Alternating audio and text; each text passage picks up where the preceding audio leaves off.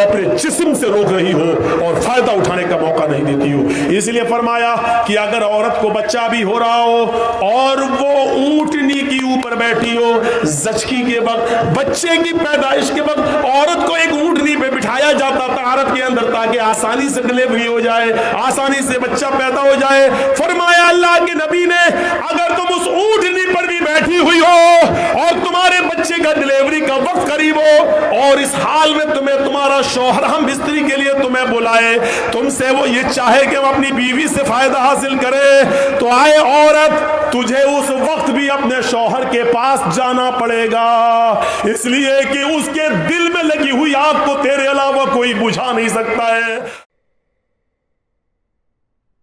Hello दोस्तों, मैं आप सबका स्वागत करता हूं मेरे इस चैनल इंडियन एक्स मुस्लिम साहिल पर।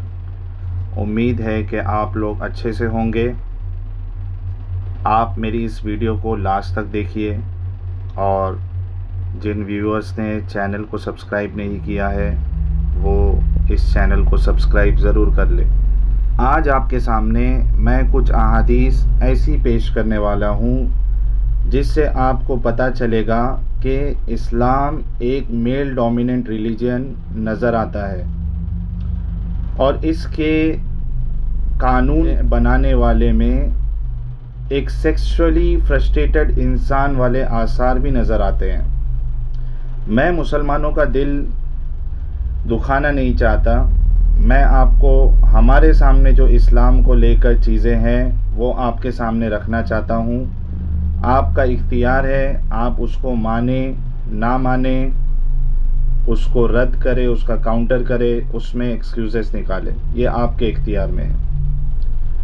सही बुखारी हदीस नंबर 3237, अबू हुरैरा फरमाते हैं, रिवायत करते हैं कि अल्लाह के रसूल फरमाते हैं कि अगर एक शौहर यानी एक पति, एक हस्बैंड अपनी बीवी को बिस्तर पर बुलाए सेक्सुअल रिलेशन के लिए और उसकी बीवी यानी उसकी पत्नी या उसकी वाइफ उस शौहर को मना कर दे और उसका शौहर उस पर गुस्सा होकर सो जाए, तो सुबह तक फरिश्ते उस औरत पर लानत करते रहते हैं, यानी उस औरत पर कर्स करते रहते हैं। और सही मुस्लिम की हदीस नंबर 3540 में अल्फाज है कि औरत के ऐसा करने पर आसमान वाला यानी अल्लाह उस औरत से नाराज़ रहता है जब तक उसका शौहर उससे नाराज़ रहता है।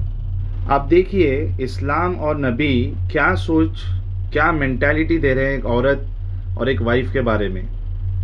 हर समझदार इंसान अच्छे से जानता है कि ज़रूरी नहीं एक औरत या एक मर्द हमेशा सेक्सुअल मूड में रहे। कई रीज़न्स हो सकते हैं जिसकी वजह से कभी वाइफ या कभी हस्बैंड सेक्सुअल मूड में ना हो।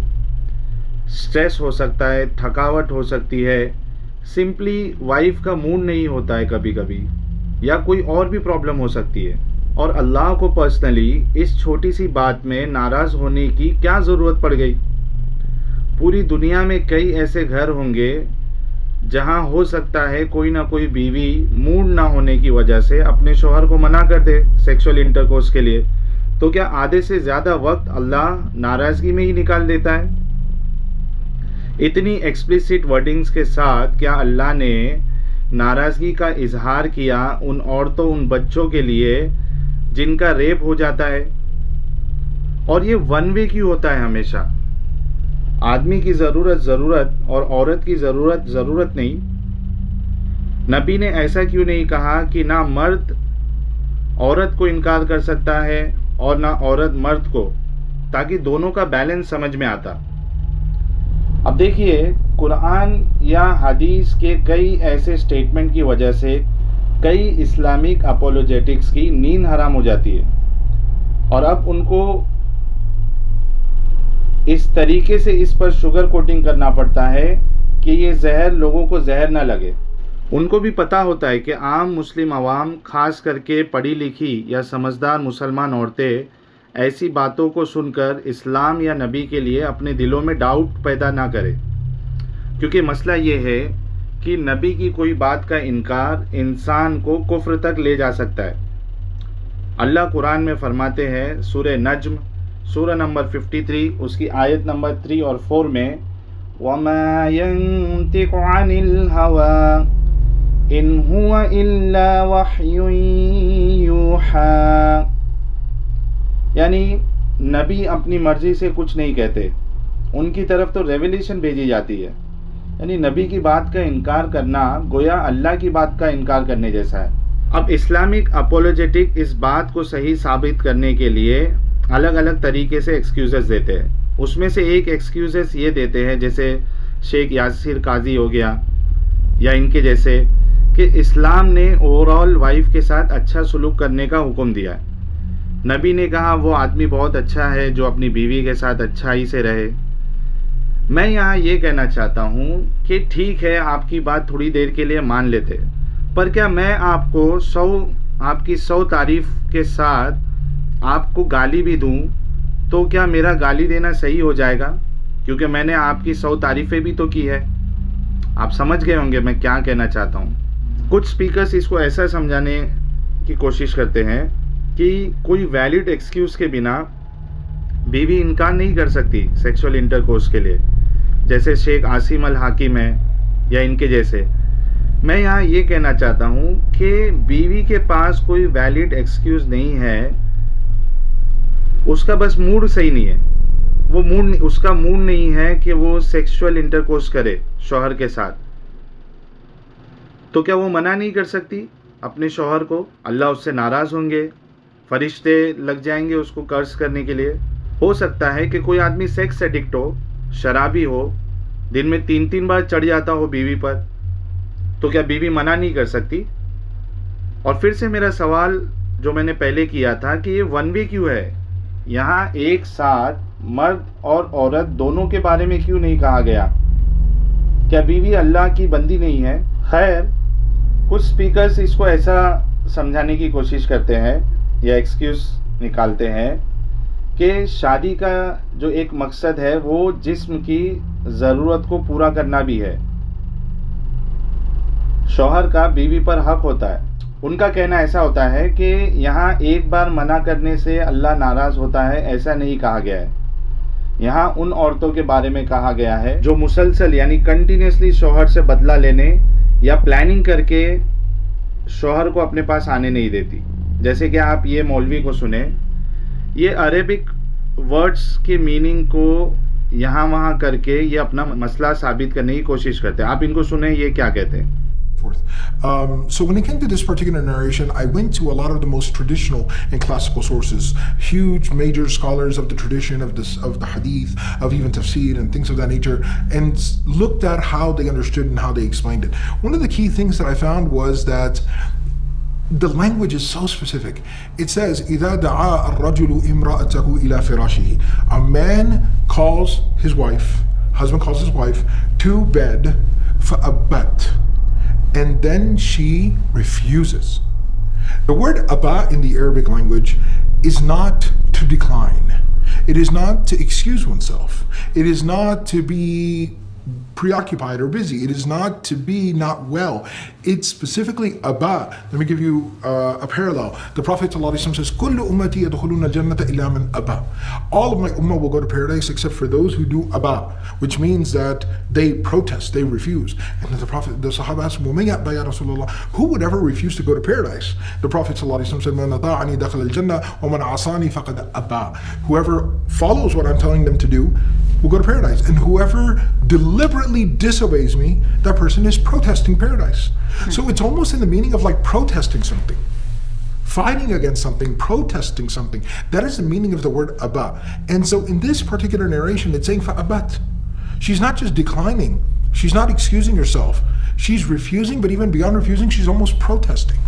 And that's never used in a sense of righteousness. There's no. Okay. And so what basically we understand from this is, and this is something I've learned from counselors and therapists as well, that what this is basically talking about is she is essentially weaponizing intimacy within the relationship. Oh, okay. So it would be more better understood to say that this hadith refers to somebody who is deliberately using alienation of affection to punish their spouse with. That is very well said. आपने सुना मैं यहाँ ये कहना चाहता हूँ कि नबी ने अपनी बात को क्लियर क्यों नहीं रखा। उनकी बातें क़यामत तक के लोगों के लिए है, पढ़े लिखों के लिए है, अनपढ़ों के लिए है, जो अरब वाले हैं उनके लिए है, जो नॉन अरब्स है उनके लिए भी है। तो नबी को अपनी बात को एकदम सिंपल रखना चाहिए था, ताकि उसमें मल्टीपल इंटरप्रिटेशंस नहीं निकले। ऐसा बोल देते कि जो बीवी या शौहर एक दूसरे की सेक्सुअल नीड कभी पूरी करने ना दे या प्लानिंग करे, ऐसा करने वाले शौहर या ऐसा करने वाली बीवी से अल्लाह नाराज़ होता है। अगर नबी ऐसा फरमा देते, ऐसा कह देते, तो ये फिर बात ही ख़त्म हो जाती, कोई उंगली नहीं उठाता। और ये जो एक्सक्यूज़ देना चाह रहे हैं वो वैलिड भी नहीं है, क्योंकि 2 और अहादीस है जिससे ये साफ साबित हो जाता है कि यहाँ बीवी प्लानिंग करके या कई दिनों से शौहर को सेक्सुअल इंटरकोर्स के लिए मना कर रही है, ऐसा नहीं है। ये 2 हदीस जो है आप इस मौलवी से सुने आप, ताकि इस हदीस के अंदर के जज्बात भी आपको समझ में आए। क्योंकि तुम उसकी बीवी होकर उसको अपने जिस्म से रोक रही हो और फायदा उठाने का मौका नहीं देती हो। इसलिए फरमाया कि अगर औरत को बच्चा भी हो रहा हो और वो ऊंटनी की ऊपर बैठी हो, जचकी के वक्त, बच्चे की पैदाइश के वक्त औरत को एक ऊंटनी पे बिठाया जाता था अरब के अंदर, ताकि आसानी से डिलीवरी हो जाए, आसानी से बच्चा पैदा हो जाए। फरमाया अल्लाह के नबी ने, अगर तुम उस ऊंटनी पर भी बैठी हुई हो और तुम्हारे बच्चे का डिलीवरी का वक्त करीब हो और इस हाल में तुम्हें तुम्हारा शौहर हम बिस्तरी के लिए तुम्हें बुलाए, तुमसे वो ये चाहे कि वो अपनी बीवी से फायदा हासिल करे, तो आए औरत, तुझे उस वक्त भी अपने शौहर के पास जाना पड़ेगा, इसलिए कि उसके दिल में लगी हुई आग को तेरे अलावा कोई बुझा नहीं सकता है। अगर उसके दिल की आग को तूने नहीं बुझाया तो तेरा शौहर गलत काम में पड़ सकता है, इधर उधर जा सकता है, उसके खिरमन में आग लग सकती है, वो गलत रास्ते पर जा सकता है। फरमाया कि औरत को इस हाल में भी अपने शौहर के पास आना पड़ेगा और इस पोजीशन में भी वो अपने शौहर को अपने जिस्म से नहीं रोक सकती हो। सुन लो, अल्लाह के नबी फरमाते हैं, अगर तुम चूल्हे पर भी बैठी हो, रोटियां पका रही हो, आग जल रही हो, रोटी जलती है तो जल जाने दो। अगर तुम्हारा शौहर तुम्हें बुलाता है कि तुमसे कुछ फायदा हासिल करे, तो तुम चूल्हे को छोड़कर, रोटियां पकाना छोड़कर अपने शौहर के पास जाओगी, उसके अरमान को पूरा करोगी, उसके दिल के मकसद को पूरा करोगी। इसमें ना नू नहीं होना चाहिए। मेरी माँ बहनों, ये तुम्हारा घर बनाने के लिए मोहम्मद रसूलुल्लाह ने इस हद तक इजाजत दी है, इस हद तक हुक्म दिया है औरतों को, ताकि तुम्हारा भी घर बना रहे और उसका भी घर बना रहे और वो दूसरी तरफ ना बढ़े। तो हदीसें जो है इसका स्क्रीनशॉट में डाल देता हूँ, आप खुद सोचिए। प्लानिंग करने वाली बीवी के बारे में तो नहीं कहा जा रहा है कि ऊंट पर भी बैठी है तो आप सेक्स के लिए इनकार नहीं कर सकती, चूल्हे पर हो तो भी शौहर अगर बुलाए तो मना नहीं करना है। यहाँ प्लानिंग की बात कहाँ से आ गई? यहाँ ये थोड़ी ना दिख रहा है कि कई दिनों तक बीवी सेक्सुअल इंटरकोर्स के लिए मना कर रही है। ये किस तरीके का कंपैरिजन दिया जा रहा है कि बीवी, जैसे कि मौलवी कह रहे हैं कि अगर वो प्रेग्नेंट भी है और डिलीवरी का टाइम बिल्कुल नज़दीक है और फिर भी अगर उसका हस्बैंड उसको सेक्स के लिए बुलाए तो वो मना नहीं कर सकती। आप सोचिए, ये प्लानिंग की बात हो रही है या बीवी उसको कई दिनों से आने नहीं दे रही है? आप किस तरीके का कंपैरिजन कर रहे हो? खैर, जो समझदार होगा वो गलत को गलत मानेगा, मगर किसी के जहन में अगर अकीदत की पट्टी पड़ी हो तो उसको कोई गलत नज़र नहीं आएगा। मोमिनों से गुजारिश है कि मुझे बुरा भला बोलने के बजाय मेरी बातों का दलाइल की रोशनी में जवाब दे, ताकि लोग आपकी बातों को तस्लीम करें। उम्मीद है दोस्तों कि आप लोगों को मेरी ये वीडियो पसंद आई होगी। वीडियोस को लाइक, शेयर, कमेंट करना ना भूलें। इंसान बनिए, अपना ख्याल रखिए और मेरे इस चैनल का मेंबर ज़रूर बनिए।